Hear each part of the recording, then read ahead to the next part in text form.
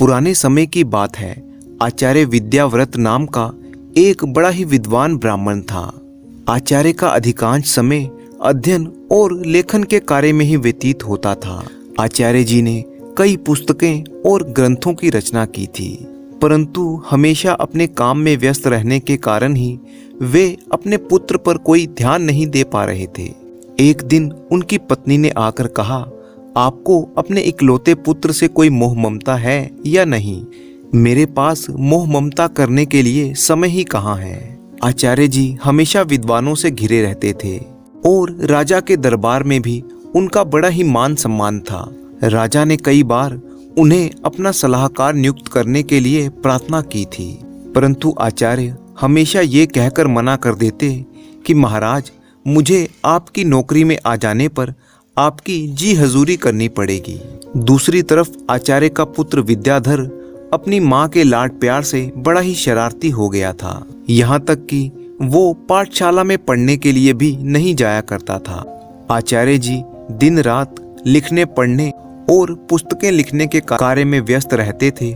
उनका बेटा विद्याधर आवारा लड़कों के साथ रहकर जुआ खेलने लगता है। यहाँ तक कि आस पड़ोस के लोग भी उसकी शिकायत लेकर कई बार उसकी माँ के पास आए, परंतु माँ हमेशा अपने बेटे का ही बचाव करती थी। समय बीतने के साथ उनका बेटा जब थोड़ा बड़ा हुआ तो वह जुआ खेलने के साथ साथ मदिरा पान भी करने लगा था और उसकी दोस्ती गांव के कुछ चोर उचक्के किस्म के युवकों के साथ हो गई थी। एक दिन की बात है, बेटा विद्याधर अपने चोर उचक्के दोस्तों के साथ मंदिर में चोरी करते हुए पकड़ा गया। पहरेदार उसे लेकर सीधा राजा के पास जा पहुंचे। महाराज, ये लड़के मंदिर में चोरी करते हुए पकड़े गए हैं और इन सब में से ये आचार्य जी का पुत्र विद्याधर है। आचार्य जी का पुत्र, दुनिया को ज्ञान धर्म का पाठ पढ़ाने वाले का बेटा एक चोर। राजा ने तुरंत एक दूत को आचार्य जी के घर पर सूचना देने के लिए भेजा। आचार्य जी, आपका बेटा राजमहल में है, उसे चोरी करते हुए पकड़ा गया है। ओह, ये क्या! मेरे मुंह पर तो कालिक पुत गई। अब मैं किसी को क्या मुंह दिखाऊंगा। तब उनकी पत्नी ने कहा, महाराज, आपका बड़ा ही सम्मान करते हैं, आप चाहें तो उसे माफी मिल सकती है।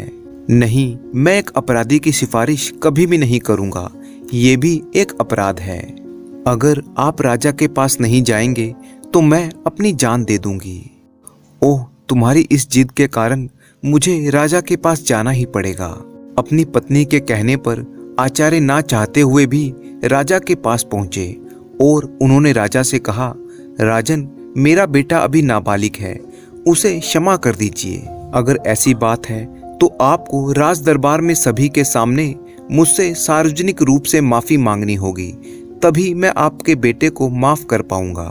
ठीक है राजन, मैं भरे दरबार में आपसे अपने बेटे के लिए क्षमा दान देने की प्रार्थना करता हूँ। आचार्य जी, आपकी प्रार्थना पर हम आपके बेटे को इस आशा पर छोड़ देते हैं कि भविष्य में वो कोई अपराध नहीं करेगा। और राजा ने आचार्य के बेटे को क्षमा कर दिया। परंतु इस घटना के बाद आचार्य जी की जग हंसाई होने लगी। वो जहाँ से भी निकलते लोग यही कहते कि एक आचार्य का बेटा चोर और उचक्का है। इस दुख और बेइज्जती के कारण आचार्य जी बीमार रहने लगे। उनके स्वास्थ्य पर बहुत ही बुरा असर पड़ा। बेटा घर पर तो आ गया, परंतु चोरी करने की उसकी आदत गई नहीं। उसने आचार्य जी की पुस्तकें उठा उठाकर बेचना शुरू कर दिया। एक दिन जब आचार्य जी ने पूछा कि मेरी पुस्तकें कहाँ पर गई, तो बेटे ने कहा, पिताजी, मैंने घर का कूड़ा कबाड़ा साफ कर दिया। अरे निकम्मे, तूने मेरा सर्वनाश कर दिया। आप तो सदा मुझे कोसते ही रहते हैं। दिन बीतने के साथ साथ आचार्य की बीमारी और भी गंभीर होती चली गई। वह सोच रहे थे कि मुझे कुछ हो गया तो मेरे बाद मेरी पत्नी और आवारा बदचलन बेटे का क्या होगा। वो बीमार थे, परंतु फिर भी वह एक ग्रंथ की रचना कर रहे थे और ग्रंथ लिखते हुए सोचते, मैं ये ग्रंथ पूरा करके ही मरूंगा। बीमार होने के बावजूद भी वो दिन रात लिखते ही रहते थे और एक दिन उनका ये ग्रंथ पूरा हो भी गया। सोचने लगे, मेरा ग्रंथ तो पूरा हो गया है, लगता है जीवन के दिन भी पूरे हो गए हैं। उस दिन उन्होंने अपने बेटे को अपने पास बुलाया और कहा, बेटा, अभी भी समय है, तुम संभल सकते हो। और उन्होंने अपना लिखा हुआ ग्रंथ अपने बेटे को देते हुए कहा, बेटा, तुम्हारी बर्बादी मेरी ही लापरवाही का नतीजा है। ये अमूल्य ग्रंथ संभाल कर रखो, तुम्हें देने के लिए मेरे पास कुछ और नहीं है। विद्याधर ने वो पोथी अपने पास रख तो ली, परंतु मन ही मन वो सोच रहा था, मैं इस पोथी का क्या करूँगा, मुझे पढ़ना लिखना तो आता ही नहीं। अगर पिताजी कोई मोटी रकम देते तो बात भी थी। अगले दिन सुबह आचार्य का देहांत हो गया। उनकी मृत्यु के बाद उनके परिवार पर मानो दुखों का पहाड़ टूट पड़ा था, परंतु विद्याधर को इस बात की कोई चिंता नहीं थी। वह तो अपने पिताजी के सामान में धन की तलाश करने लगा। पिताजी ने मेरे लिए एक धेला भी नहीं छोड़ा। कुछ समय बीता तो माँ और बेटे को खाने पीने के भी लाले पड़ने लगे। एक दिन माँ ने बेटे से कहा, बेटा, कुछ कमा कर लाओ, नहीं तो हम भूखे मर जाएंगे। माँ, मुझ अनपढ़ और बदनाम को नौकरी कोई नहीं दे रहा। तब माँ ने सोचा, क्यों ना मैं राजा के पास जाऊं। राजा मेरे पति का बड़ा ही सम्मान करते थे, वे अवश्य ही मेरी सहायता करेंगे। ये सोचकर माँ राज दरबार में पहुंची और राजा से प्रार्थना करने लगी, महाराज, हम भूखों मर रहे हैं, हमारी मदद कीजिए। नहीं, तुम्हारा बेटा अब कमाने लायक है, मैं तुम्हारी कोई मदद नहीं कर सकता। माँ निराश होकर वापस घर लौट आई।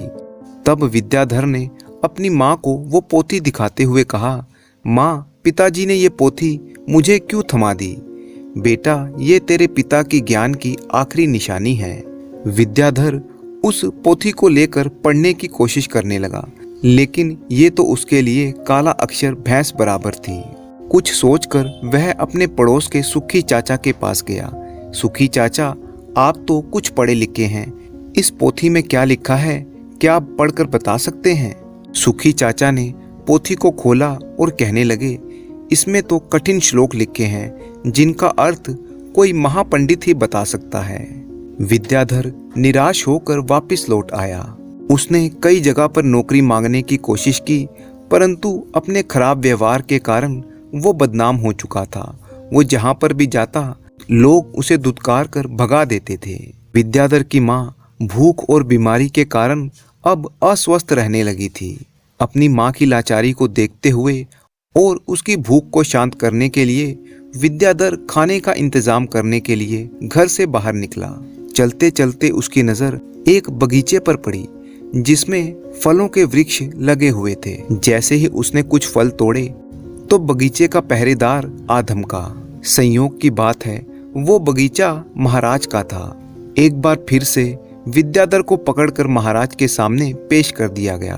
पहरेदार ने कहा, सरकार, ये आपके बगीचे से फल चुरा रहा था। अरे तुम्हारी अभी तक आंखें नहीं खुली, तुमने फिर से चोरी की। महाराज, मैं कई दिनों से भूखा हूँ। चुप हो जाओ, अगर तुम आचार्य के पुत्र ना होते तो तुम्हें सूली पर चढ़ा देता। तुम्हारी यही सजा है कि फौरन मेरा राज्य छोड़ दो।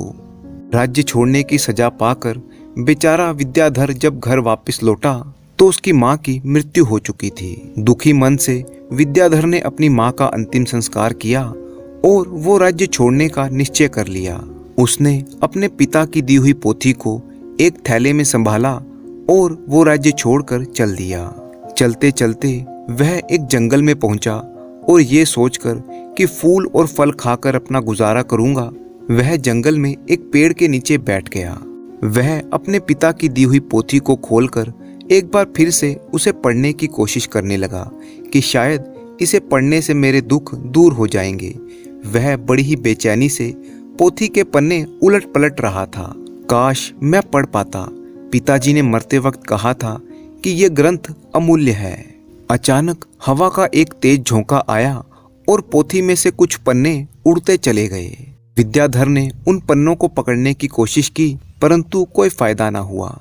सोचने लगा, पता नहीं कितने पन्ने उड़ गए हैं। फिर उसने वापस अपनी पोथी को बंद किया और आराम करने के लिए एक पेड़ के नीचे सो गया। उसी जंगल में एक युवराज शिकार खेलने के लिए घूम रहा था कि पोथी का उड़ता हुआ पन्ना उसके हाथ लग गया। वह उस पन्ने को हाथ में लेकर पढ़ने लगा। किसी ने सुंदर हस्तलिपि में संस्कृत का श्लोक लिखा है, किंतु मैं संस्कृत नहीं जानता। कुछ सोचकर युवराज ने वो पन्ना अपनी जेब में रख लिया और फिर से शिकार की तलाश में भटकने लगा। तभी उसकी नजर एक हिरन पर पड़ी और वह हिरन का पीछा करने लगा। हिरन अपनी जान बचाने के लिए एक मंदिर की दिशा में भागने लगा। युवराज भी उस मंदिर में दाखिल हो गया। जंगल के बीच में यह एक मंदिर बना हुआ था जिसमें कुछ वनवासी पूजा पाठ कर रहे थे और उनका पुजारी उन लोगों से कह रहा था, भाइयों, देवी को प्रसन्न करने के लिए हमें नर बलि देनी होगी। कि तभी मंदिर में राजा ने प्रवेश किया और वनवासी उसे देखकर कहने लगे, पुजारी जी, संयोग की बात है, नर भी आ गया, क्यों ना इसी की बलि दे दी जाए। ये सुनते ही युवराज सोच में पड़ गया। यदि मैंने इन वनवासियों को अपना असली परिचय दे दिया तो ये अवश्य ही मुझे बलि पर चढ़ा देंगे, क्योंकि ये जंगल शत्रु देश के राजा का है। वनवासियों ने युवराज को रस्सियों से बांध दिया। तब युवराज ने कहा, पुजारी जी, मैं एक नीच कुल की संतान हूँ, मेरी बलि देने से देवी अपवित्र हो जाएंगी। देवी को बलि चाहिए, उन्हें ऊंच नीच से कोई मतलब नहीं है। युवराज अपने जीवन से निराश हो गया और सोचने लगा, झूठ बोलकर भी मैं अपने प्राण नहीं बचा पा रहा हूँ। युवराज को बलि स्थल पर लाया गया। तब युवराज ने कहा, भाइयों, बलि पर चढ़ने से पहले मैं अपनी एक अंतिम इच्छा पूरी करना चाहता हूँ। मेरी जेब में एक भोजपत्र है, जो कोई उसे पढ़कर उसका अर्थ बता दे तो मेरी इच्छा पूरी हो जाएगी। तब पुजारी ने कहा, अवश्य लाओ, मैं तुम्हें उसका अर्थ बताता हूँ। पुजारी ने उस ग्रंथ के पन्ने को अपने हाथ में लिया और कहने लगा, इस भोजपत्र में 2 श्लोक लिखे हुए हैं। पहले का अर्थ है, एक झूठ अनेक झूठ को जन्म देता है और झूठे को मुसीबत में डाल देता है। दूसरे श्लोक का अर्थ है, किसी के प्राण लेना सरल है मगर किसी को जीवन देना कठिन। ये सुनकर युवराज रोने लगा। तुम रो क्यों रहे हो? ये दोनों श्लोक मुझ पर ही चरितार्थ होते हैं। तुम लोग मुझे जीवन नहीं दे सकते तो मार क्यों रहे हो? ये बात सुनकर जैसे उन वनवासियों की आंखें खुल गई। एक ने आगे बढ़कर कहा, पुजारी जी, ये युवक ठीक कहता है, हमें इसे जबरदस्ती बलि पर चढ़ाने का अधिकार नहीं है। युवराज को वनवासियों ने मुक्त कर दिया। पुजारी ने कहा, जाओ नौजवान, इस श्लोक ने हमारी आंखें खोल दी। हम आज के बाद देवी को किसी जीव की बलि नहीं चढ़ाएंगे। युवराज ने उनका धन्यवाद किया और वापस अपने महल की तरफ चल दिया। युवराज का नाम कुलभूषण था। वो राजभवन में लौटते समय अपने विचारों में मग्न था और सोच रहा था, ये भोजपत्र कितने अनमोल हैं, इसने मेरे प्राण बचाए। ऐसे सुंदर उपदेश लिखे भोजपत्र और भी हो सकते हैं। महल वापस पहुंचकर युवराज ने अपने पिता के चरणों में प्रणाम किया और उनसे कहा, आपने मुझे शिकार खेलकर जीवों की हत्या करने से मना किया था। मैं आपसे झूठ बोलकर शिकार खेलने गया था और मुसीबत में पड़ गया, परंतु इन श्लोकों ने मेरे प्राण बचा लिए। तब युवराज ने अपनी आप बीती राजा इंद्रसेन को सुना दी। युवराज ने कहा, ऐसे श्लोक जो दूसरों को हिंसा ना करने की शिक्षा दें और जिन्होंने मेरे प्राण बचाए, मेरे लिए लाख लाख मोहरों के बराबर हैं। पिताजी, इसके आगे पीछे के भोजपत्र भी होंगे, क्योंकि इनमें अपनी नागरी लिपि में पन्नों की संख्या 3 लिखी है। हाँ, ये किसी पोथी के पन्ने हैं। मैं इस अनमोल पोथी की खोज करवाऊंगा, उसे पढ़ने के लिए संस्कृत भाषा भी सीखूंगा। राजा इंद्रसेन ने अपने कुछ दूतों को बुलाया और उन्हें वो भोजपत्र दिखाते हुए आदेश दिया, जो भी ऐसे श्लोक लिखे भोजपत्र खोज कर लाएगा, उसे ऊंचा पद और पुरस्कार भी दिया जाएगा। दूसरी तरफ आचार्य जी का बेटा विद्याधर महीनों जंगलों में भटकता रहा। भटकते भटकते वो जंगल से निकलकर राजा इंद्रसेन के राज्य में आ गया। उस नगर में आकर भी उसने कई लोगों से सहायता मांगी, परंतु हर कोई उसे दुत्कार कर भगा देता था, जिसका कारण ये था कि इतने दिनों से भटकते भटकते विद्याधर एक भिखारी जैसा दिखने लगा था। एक दिन की बात है, भूखा प्यासा विद्याधर राजमहल की तरफ से निकल रहा था और उसे जोरों से भूख लग रही थी। वह सोचने लगा, अब भूख के मारे मेरा दम निकल जाएगा, कि तभी राजमहल की रसोई से उसे खाने की सुगंध आने लगी। ना चाहते हुए भी वह उस सुगंध की तरफ खींचा चला गया। वह सीधा राजमहल की रसोई में पहुंच गया और वहां पर जाकर रसोइये से कहने लगा, भाई मुझे 2 रोटी दे दो, बहुत ही भूख लगी है। रसोइये ने उसे दुत्कारते हुए कहा, जा भाग जा यहाँ से। परंतु भूख के मारे विद्याधर की जान निकली जा रही थी। उसने रसोइये से नजर बचाकर 2-3 पूड़ियां उठाई और अपने झोले में रख ली। परंतु उसका दुर्भाग्य कि रसोइये ने उसे देख लिया और विद्याधर की बाह पकड़ ली और कहा, छी रोटी चोर, चल अभी तुझे महाराज के सामने पेश करता हूँ। रसोइया विद्याधर को लेकर युवराज के सामने पहुंच गया। युवराज जी, ये भिखारी राजमहल की रसोई तक पहुंच गया और वहां से इसने रोटियां चुराई हैं जो इसके थैले में हैं। युवराज ने सिपाहियों को आदेश दिया कि इस भिखारी के थैले को पलट कर देखा जाए। एक सिपाही आगे बढ़ा और उसने विद्याधर से उसका थैला छीना और उसको पलट दिया। विद्याधर के थैले में से रोटियों के साथ साथ वो पोथी भी निकल आई जो उसके पिता ने लिखी थी। वो पोथी देखकर युवराज ने तुरंत वो पोथी उठा ली और खुशी से पागल हो गया। ओह, ये तो वही अनमोल पोथी है जिसकी हमें महीनों से तलाश थी। इस धनवान भिखारी को आदर पूर्वक बिठाओ।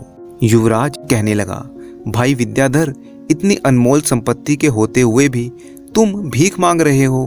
मैं इस पोथी के लिए तुम्हें 5 लाख स्वर्ण मुद्राएं देने को तैयार हूँ। क्या कहा? 5 लाख स्वर्ण मुद्राएं? कम है तो और ले लो। कम नहीं है। मैं सोच रहा था कि मैं लाखों की संपत्ति रखते हुए भी भूखा मरता रहा। मित्र, इस पोथी के वचनों ने सदा मुझे पतन के गड्ढे में गिरने से बचाया है और मेरे प्राणों की रक्षा भी की है। लेकिन मेरी आंखें बार बार ठोकरें खाकर भी नहीं खुली। युवराज ने वो पोथी खोली और विद्याधर को पोथी में लिखे हुए पहले और दूसरे पन्नों के श्लोक सुनाने लगा। अविद्या सारे कपटों की जननी है, संकटों में ही अपने और पराये की पहचान होती है। विद्याधर ने कहा, सचमुच अविद्या ने ही मुझे दर दर का भिखारी बना दिया। अगर मैंने बचपन में ही विद्या ग्रहण की होती तो आज मैं भी अपने पिता की तरह एक विद्वान होता। युवराज ने कहा, भाई विद्याधर, अपनी पोथी का ये मूल्य स्वीकार करो। और ये कहते हुए युवराज ने स्वर्ण मुद्राओं की थैली विद्याधर को थमा दी। विद्याधर ने कहा, अब मैं धन का बोझ कहाँ उठाता फिरूंगा। इस धन को मैं गरीब बच्चों की अविद्या दूर करने के लिए लगाऊंगा। मित्र, अब तुम भिखारी नहीं महाधनवान हो गए हो। जबकि विद्याधर सोच रहा था, काश ये समझ मुझे बचपन में ही आ गई होती। इसके बाद विद्याधर ने वो धन ग्रहण किया और अब वो उस धन से गरीब बच्चों के लिए पाठशाला बनवाई और स्वयं भी विद्या ग्रहण करने लगा।